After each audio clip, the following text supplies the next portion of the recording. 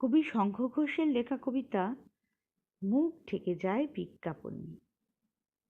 একলা হয়ে দাঁড়িয়ে আছি তোমার জন্যে গলির কোণে, ভাবি আমার মুখ দেখাবো, মুখ ঢেকে যায় বিজ্ঞাপনে।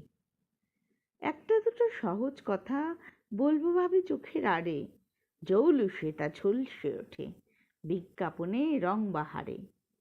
কে কাকে ঠিক কেমন ভাবে বুঝতে পারা শক্ত খুবই। হারে আমার বাড়িয়ে বলা, হারে আমার জন্মভূমি, বিকিয়ে গেছে চোখের চাওয়া, তোমায় আমায় ওতপ্রোত। নিয়ন আলোয় পূর্ণ হলো যা ছিল আজ ব্যক্তিগত।